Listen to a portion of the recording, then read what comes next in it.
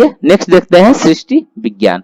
परमात्मा से चराचर जगत की उत्पत्ति के क्रम में पर ब्रह्म से सर्वप्रथम उनकी अचिंत्य शक्ति का एक अंश अद्भुत अग्नि तत्व उत्पन्न हुआ। इससे जिसका ईंधन सूर्य है। अग्नि से चंद्रमा उत्पन्न हुआ। चंद्रमा से सूर्य की रश्मियों की शीतलता आ गई और मेघ उत्पन्न हुआ। मेघों से पृथ्वी में नाना प्रकार की औषधियां उत्पन्न हुई। उन औषधियों के भक्षण से उत्पन्न हुए वीर्य को जब पुरुष स्त्री में सिंचन करता है तो उससे संतान उत्पन्न होती है। इस प्रकार परम पुरुष परमेश्वर से नाना प्रकार के चराचर जीव उत्पन्न हुए। आइए आत्मा के बारे में जानते हैं। आत्मा उपनिषदों में बार बार हमें प्राप्त होता है।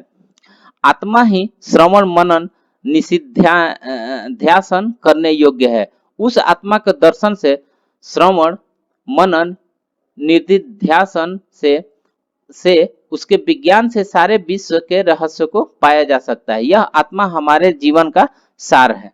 पंचभूतात्मक सृष्टि इसी के स्थूलतम विस्तार है। मनुष्य ने जब अपनी खोज की तब इंद्रियों के साथ साथ करण के साथ सहयोग करने वाली एक अंदरूनी करण को भी उसने पाया। उसने उसे अंतःकरण कहा।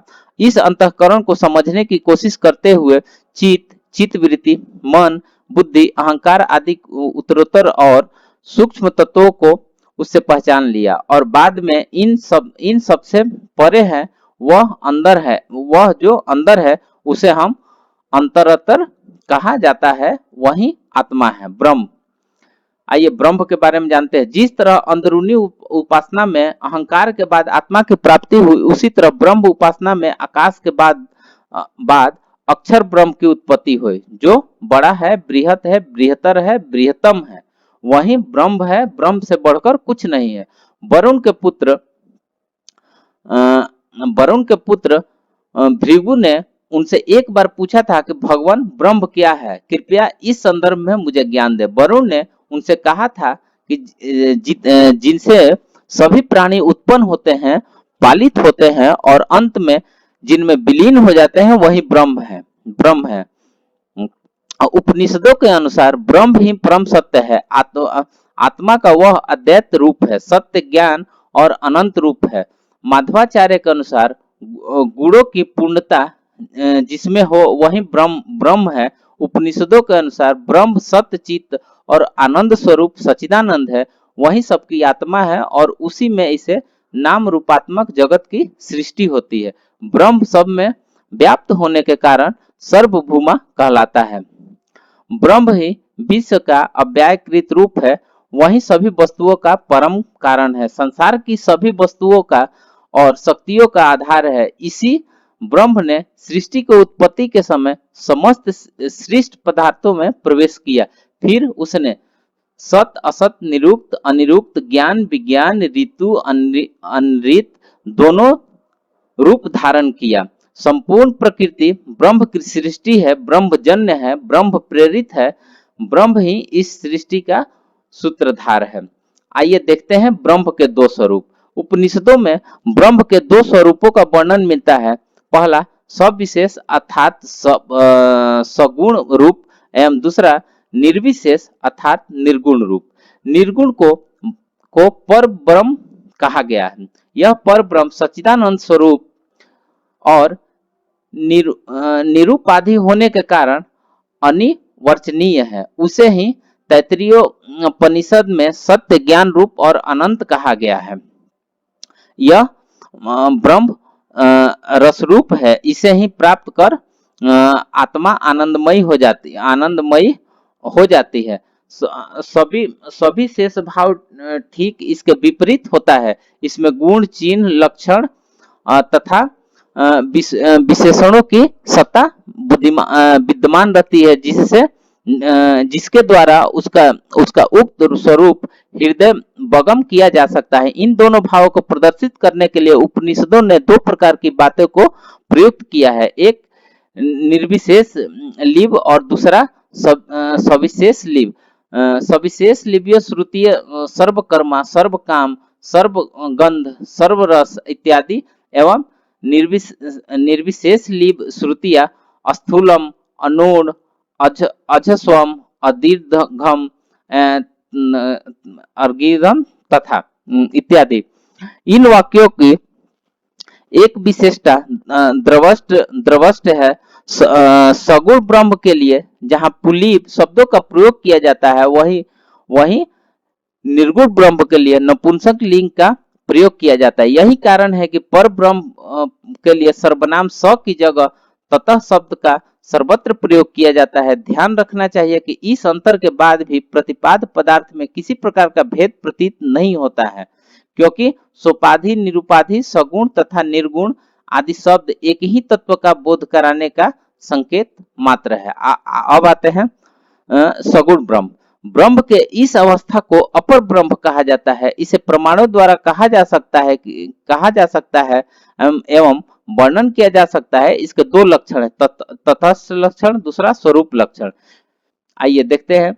जिसके द्वारा वस्तु के शुद्ध स्वरूप का परिचय प्राप्त किया जाता है, वस्तु के सात्विक रूप में उपलब्ध होती है तथा ब्रह्म सत्य, ज्ञान और अनंत स्वरूप है, उसे ही स्वरूप लक्षण कहा गया है। तथा तटस्थ लक्षण के द्वारा वस्तु को अस्थायी परिवर्तनशील गुणों का वर्णन किया गया है। जैसे ब्रह्म से ही सभी जीवों की उत्पत्ति होती है तथा वे उसी में लीन हो जाते हैं।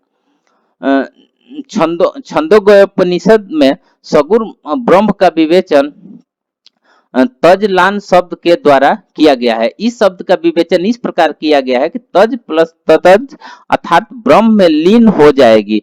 कहने का तात्पर्य यह है कि सगुण ब्रह्म ही इस संसार का उत्पादक, धारक एवं संहारक है। इस कथन की संपुष्टि के लिए तैत्तिरीयोपनिषद ने भी की है। इनके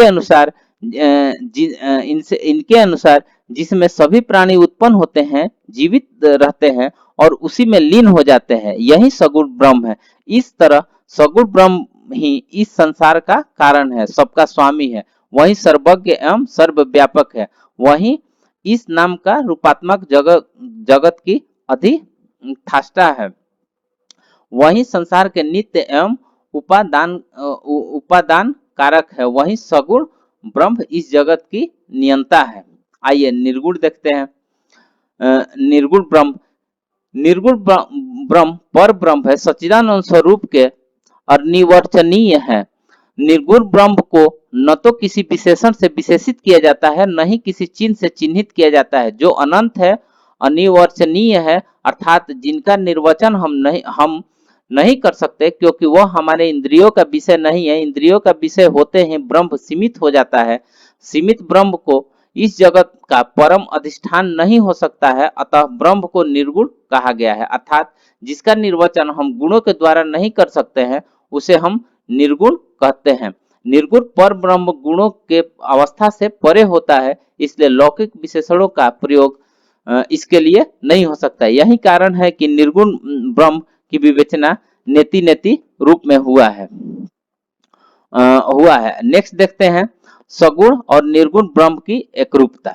सगुण और निर्गुण के उपयुक्त विवेचन से हमें इस भ्रम में नहीं पड़ना चाहिए कि ब्रह्म संख्यात्मक दो रूप से दो है। ब्रह्म एक ही है, किंतु हमारे सीमित विचार शक्ति के कारण इसके दो रूप उपलब्ध होते हैं। आइए नेक्स्ट देखते हैं आत्मा और ब्रह्म।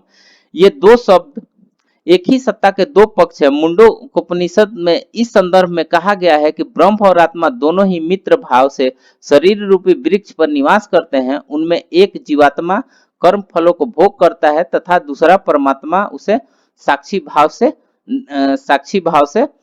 देखता है। तो इस प्रकार से आज हमने देखा कि किस प्रकार से हमने उपनिषदों का प्रतिपादन किया। सो फ्रेंड्स, आज के लिए इतना ही। और जो फ्रेंड्स हमारे चैनल पर नए जुड़े हैं, कृपया चैनल को सब्सक्राइब कर ले और बेल आइकन को प्रेस कर दे, ताकि जो भी लेटेस्ट वीडियो आए आप तक सबसे पहले पहुंच सके। अपना ख्याल रखिए और फिर मिलते हैं नेक्स्ट वीडियो में। तब तक के लिए धन्यवाद।